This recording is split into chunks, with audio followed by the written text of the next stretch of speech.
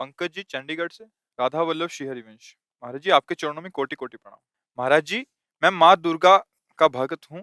माँ दुर्गा के दर्शन करना चाहता हूँ, तो मैं क्या करूँ कि वो जल्दी आ जाए महाराज जी। जब बच्चा माँ की गोद में बैठना चाहता है तो सबसे पहला उसका कार्य होता है खिलौने खेलना बंद करता है। माँ उसके पास खिलौने भेजती है। जितना वो माँ की तरफ बढ़ने की कोशिश करेगा, माँ कार्यरत है तो उसे खिलौना भेजेगी, दे दो ये सब।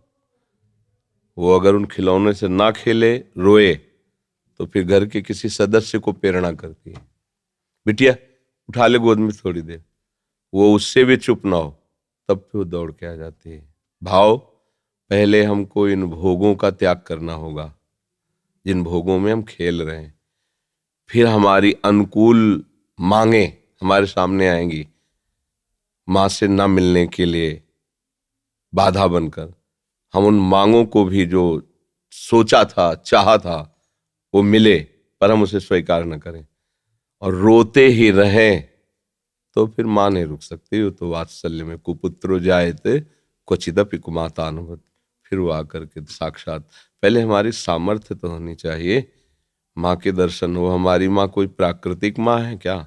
आद्या शक्ति अनंत महामहिम है। वो ऐसी थोड़ी कि प्राकृतिक नेत्रों से ऐसे, जैसे अपनी अम्मा को ऐसे देख लेते हैं ऐसे। वो केवल तुम्हारी माँ थोड़ी, जगत माता है और वो आद्या शक्ति है, ईश्वरी हैं। कोई ऐसे थोड़ी कि ऐसे देख लोगे।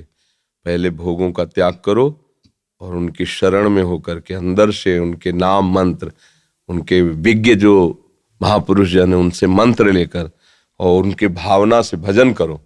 माँ का साक्षात्कार रामकृष्ण परमहंस जी ने जब क्या सिद्ध हो गए ना, फिर माँ का दर्शन को खिलवाड़ है। फिर कृष्ण और काली में कोई अंतर थोड़ी उन्हें दिखाई दे रहा था, पूरा जगत उन्हें भगवत स्वरूप नजर आया। तो माँ का साक्षात्कार मतलब ब्रह्म साक्षात्कार। माँ कोई प्राकृतिक माँ थोड़ी है कि ऐसे ही गोद में बैठ जाओगे। उसके लिए ब्रह्म स्वरूप होना पड़ेगा, समस्त विकारों का त्याग करके केवल माँ की प्राप्ति के लिए। तो चाहे श्री कृष्ण प्राप्ति के लिए, चाहे माँ की प्राप्ति के लिए, वही प्रभु बने हुए हैं सब रूपों में। तो जितना सत्संग है सब उन्हीं की प्राप्ति के लिए है। आप पहले तो विकारों से बचिए, ब्रह्मचर्य का पालन कीजिए, खूब नाम जप कीजिए और लक्ष्य बनाइए कि देवी जो सर्वभूतों में व्याप्त शक्ति है, मैं उसका अनुभव करना चाहता हूँ।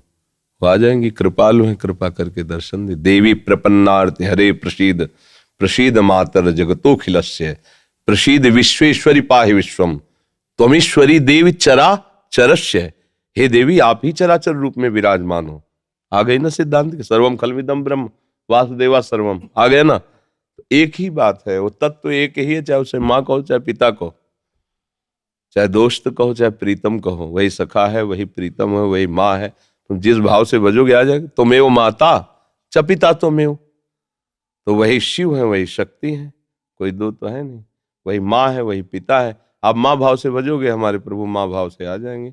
पर उनके आने के लिए जो स्वागत तैयारियां करनी वो हमें करनी होगी। हमारे हृदय में जो अभी कूड़ा करकट वासनाएं हैं ये हटानी पड़ेगी। खूब नाम जप करे और भाव से चले तो तुम्हारी बुद्धि में ही प्रकाशित हो जाएंगी। या देवी सर्वभूतेषु बुद्धि रूपेण संस्थिता नमस्तस्यै नमस्तस्यै नमस्तस्यै नमो नमः। विराजमान हो जाएंगे बुद्धि में। देख मैं आ गई। उनके प्रचंड तेज को कोई सह सके नहीं। जब तक भजन के द्वारा अंतःकरण निर्मल, उनके प्रचंड तेज को सह सकते हो। वो शिव शक्ति है, अम्बा है, आद्या शक्ति है। और एक अंश में सूर्य विद्यमान, आंख मिला के देखो 12 बजे दोपहर के, और अनंत सूर्यों जैसी कांति मां भगवती की है। महाबलशाली, त्रिभुवन में कोई पैदा नहीं हुआ कि अपने रूप स्वरूप में आ जाए, उनसे आंख मिला ले कोई। भगवान शंकर भी चरणों में लौट गए नहीं लौट गए। तो ये बात ध्यान रखना कि ये माँ कोई ऐसी माँ नहीं है प्राकृतिक, ये आद्या शक्ति चिदानंद माँ है। ये ऐसे थोड़ी सी चुनरी और नारियल चढ़ाने से तुम्हारी कामनाओं की तो पूर्ति कर देगी, लेकिन साक्षात्कार होने के लिए फिर अपना अस्तित्व मिटाना होगा, अपने अस्तित्व का बलिदान करना होगा।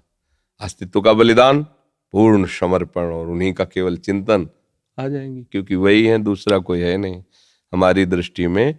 सब एक ही परमात्मा है, उसे किसी भी नाम रूप से आप पूज कर प्राप्त कर लो, वही है, दूसरा कोई है नहीं। समझ गए? महाराज